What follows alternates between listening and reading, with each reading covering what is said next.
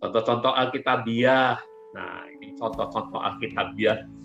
Pernahkah kita pikirkan di mana para pahlawan kitab suci menerima pelatihan kepemimpinan dan kemampuan khusus mereka?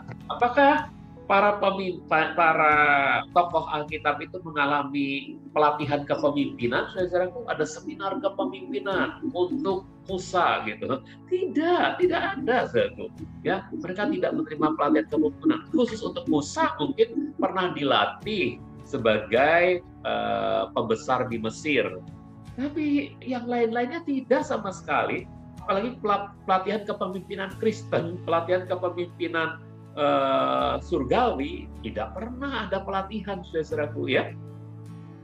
Ya mereka hanya menerima pengurapan dari itu. Jadi pernahkah kita pikirkan gimana para pahlawan kita menerima pelatihan kepemimpinan dan kemampuan khusus mereka?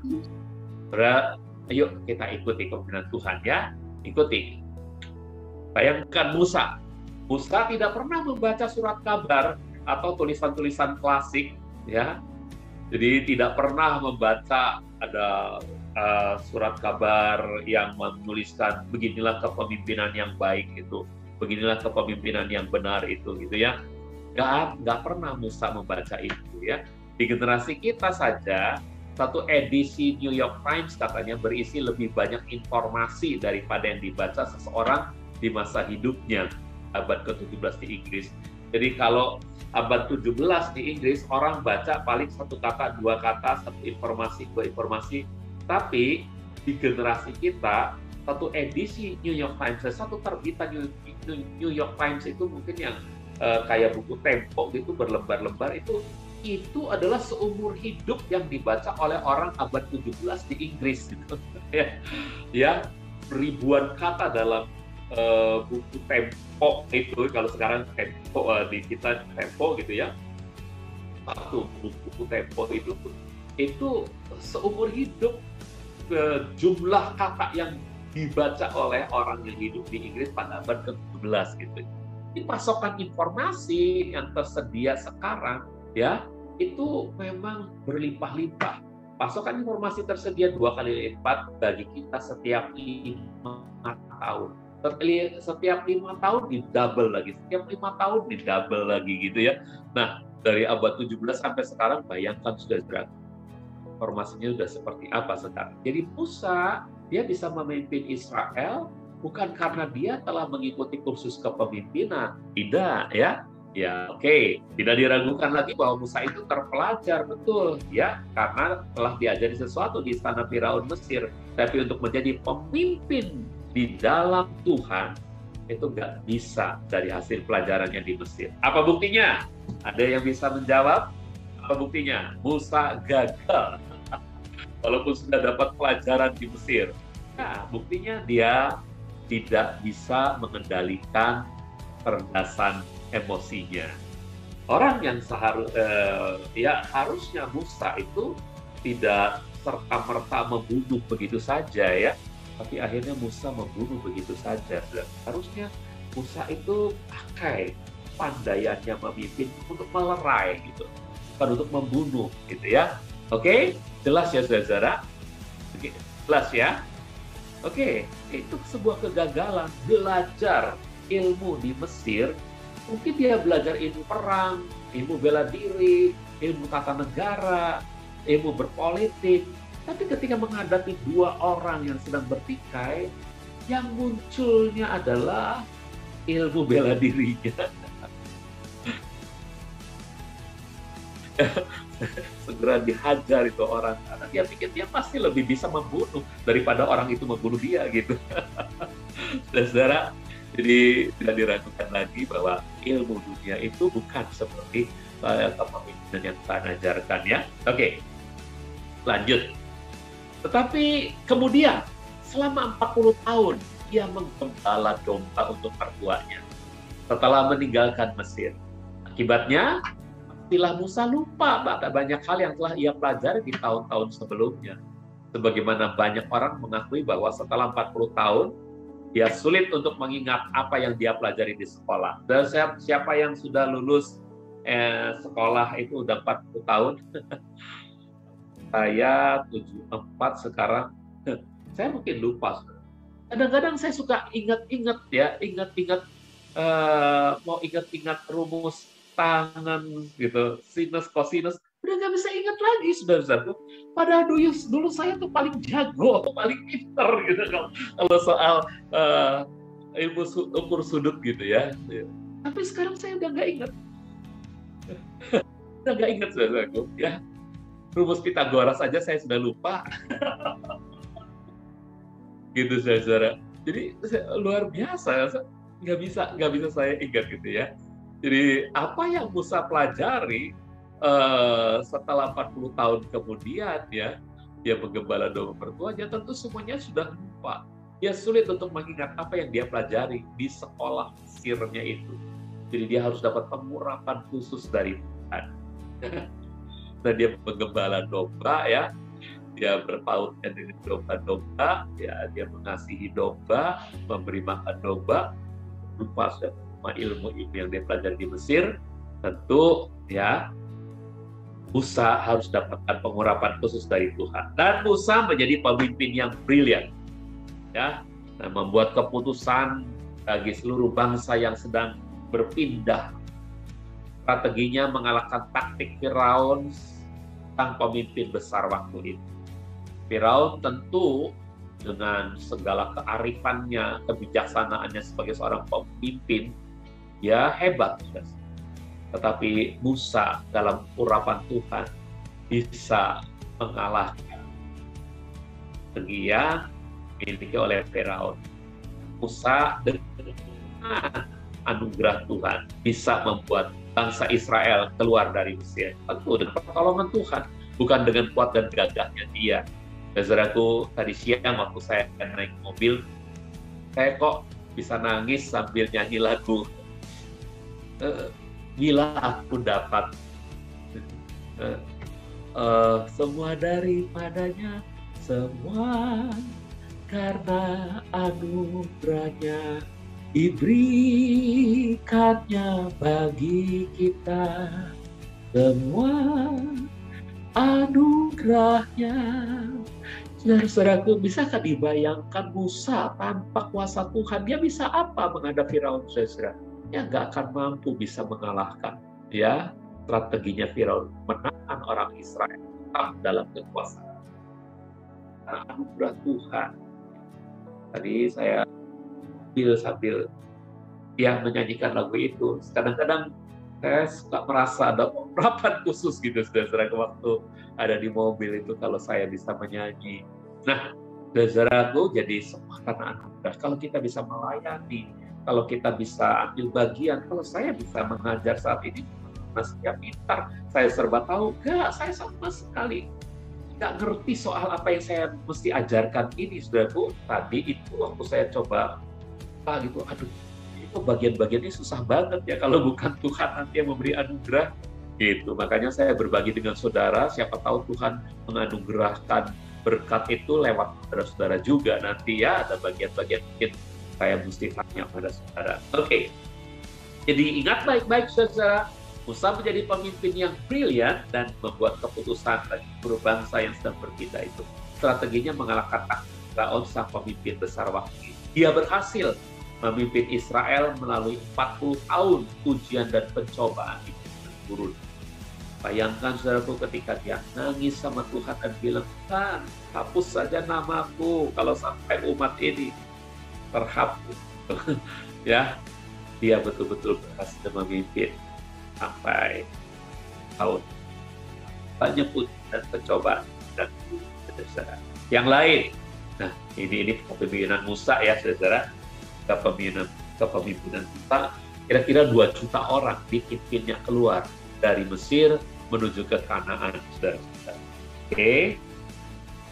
Yang lain, bagaimana dengan Nuh? Nuh juga dia bukan lulusan universitas. Memang waktu itu tidak ada satupun akademi arsitektur perkapalan, tidak ada. Tapi bayangkan, saudaraku, dengan latar belakang seadanya, dia berhasil membangun bahtera terbesar pada masanya dan berhasil lolos mengatasi hujan badai terbesar sepanjang sejarah.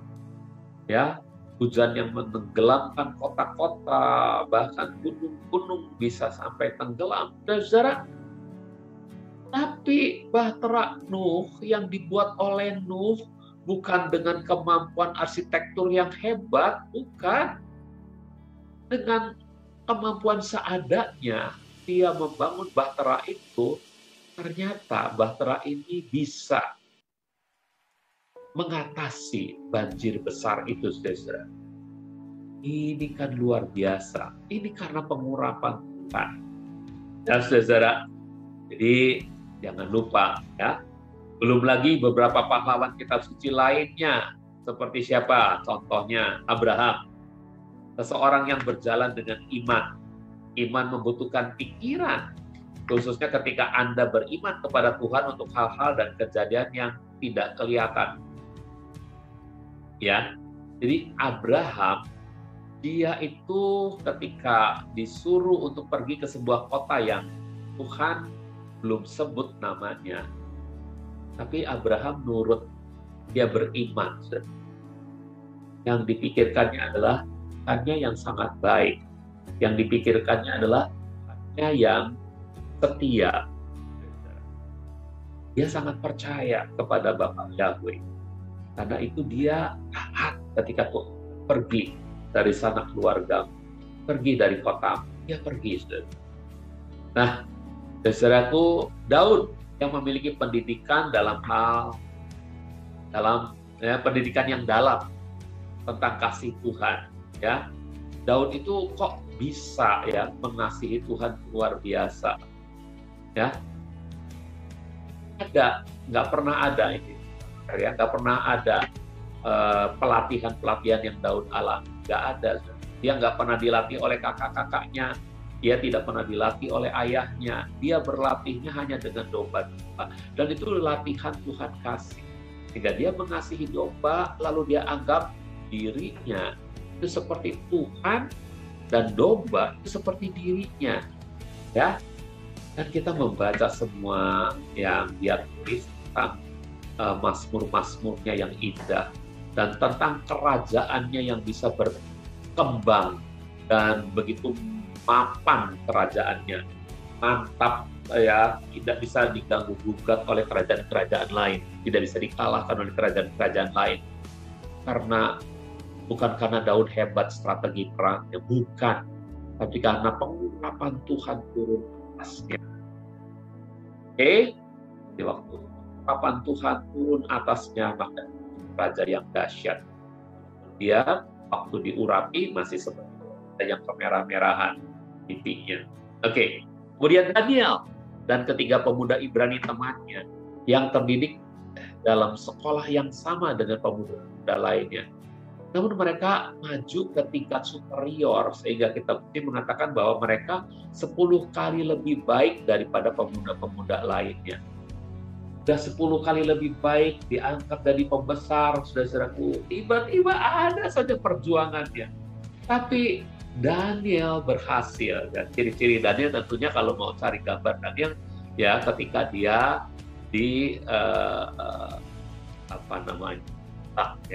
dijebak dengan peraturan raja bahwa tidak boleh ada yang doa apapun selain raja, gitu ya. Nah, ini dia jadi masukkan ke goa singa, tapi karena dia adalah seorang yang mengurapi Tuhan, tuh ya, dia menjadi seorang pandai di negerinya dan raja sangat senang kepadanya. Oke. Yusuf memikir rencana keselamatan bagi keluarganya, ini kurang ya. Rencana keselamatan bagi keluarganya itu Tuhan yang taruh di hatinya. Ya, kamu mereka-rekakan yang jahat kepadaku, tapi Elohim mereka-rekakan kebaikan untuk menyelamatkan bukan hanya keluarga Yakub, tapi bangsa itu dan seluruh bangsa-bangsa menyelamatkan. Jadi dia memikir rencana keselamatan hanya bagi keluarga, tapi juga bagi bangsa Mesir yang mengalami kelaparan, yang kemudian ditinggikan sebagai orang kedua setelah Firaun. Dia tidak memikirkan yang buruk sekalipun dilecehkan dan ditolak sampai jadi budak dan orang tahanan. Namun demikian, kita tidak pernah membaca tentang riwayat pendidikannya. Apakah Yusuf dididik dalam sebuah pendidikan yang hebat tentang bagaimana jadi bijaksana, bagaimana bisa mengatur perbendaharaan, sampai bisa yang disebut aset itu bisa berkembang. Aset itu kan sesuatu yang seharusnya berkembang nilainya gitu. Dan Yusuf tahu dia harus berkembang nilainya. Ketika dia bisa mengumpulkan hasil-hasil panen pada 7 tahun pertama itu, waktu orang-orang Mesir membutuhkan makanan itu, harus ditukar dengan aset. Jadi dari makanan yang dikumpulkan, berubah jadi tanah-tanah milik rakyat, yang semuanya dikuasai oleh Firaun. Saudara-saudara, bisa dibayangkan, dia bisa memikirkan seperti seorang bendahara yang luar biasa. Dari mana kemampuan itu, saudara? Kalau bukan karena pengurapan Tuhan. Oke? Nah, saudara, ketika dia bertemu dengan saudara-saudaranya, ini Yusuf, ya, saudara-saudaranya ketakutan. Tapi Yusuf merasa ingin membalas dendam kepada mereka. Karena dia tahu bahwa dia ada di Mesir, itu karena Tuhan yang merencanakan. Gitu, saudara. Ya, betapa peradaban yang kontras hari ini, di mana kita selalu menuntut seorang pelamar dengan bertanya, "Bisakah saya lihat riwayat pendidikan? Saya lihat riwayat pendidikan Anda." Jadi kalau saudara mau melamar pekerjaan, mungkin ada 4 pewawancara ini yang bertanya, "Mana riwayat pendidikannya? Apa pendidikan terakhir kamu? Nah, nilainya bagaimana? Majornya di bidang apa?" Lalu ditanya riwayat pendidikannya. Beda dengan zaman, dengan para pahlawan iman yang ada dalam Alkitab, saudara. Saudara, para pengacara ingin tahu di mana Anda mengambil kuliah hukum. Para dokter ingin tahu di mana Anda memperoleh gelar PhD-nya. Para pengkhotbah ingin tahu di mana Anda bersekolah Alkitab. Kalau seorang pendeta mau mengundang yang lain berkhotbah, dia akan tanya. Ya, pada zaman sekarang gitu ya, pada umumnya, di mana Anda mengambil sekolah Alkitab? Itu kalau saya mau ceramah, saudara, di gereja-gereja yang konvensional, itu pasti ditanya, pendidikannya di mana, Pak? pasti ditanya, saudara. Anda sudah dapat gelar apa gitu ya? Nah, saudara, jadi itu yang terjadi pada masa kini. Pada zaman dahulu, Tuhan, bukan pada zaman dahulu saja, tapi Tuhan berbeda dengan dunia ini, ya. Tuhan memanggil kita bukan melihat apa latar belakang pendidikan kita. Tuhan memanggil kita karena Dia sudah tahu kita sebelumnya, kalau Dia tinggal menetap dalam kita. Tuhan membuat para pahlawan muncul dari orang-orang yang hanya memiliki Dia untuk harap diri mereka menuju perkembangannya. Jadi dari orang-orang yang hanya tahu saya punya Tuhan yang hebat, saya punya Tuhan yang dahsyat, Tuhan pilih orang-orang seperti itu, ya. Oke. Jadi mungkin untuk hal ini saudara bertanya tentang Saul. Gimana dengan Saul, ya? Nah, yang penting yang Tuhan pilih adalah apa adanya, saudara. Karena ketika Saul terpilih, dia pun hanya mementingkan bagi Saul sejak itu adalah Kristus, ya. Jadi itulah, saudara. Saul mungkin berpendidikan, tapi Tuhan bukan melihat pendidikannya. Tuhan melihat bahwa orang ini bisa dipakai pergi ke bangsa-bangsa. Memang Tuhan tahu hal itu. Lalu Tuhan memilih Saul menjadi Paulus, gitu ya. Oke. Nah, sekali lagi, saudaraku, siapapun bisa dipakai Tuhan. Ya, siapapun dengan latar belakang apapun. Saudara-saudara, apakah saudara orang yang terbuang, saudara adalah orang yang tolak, ya Tuhan tetap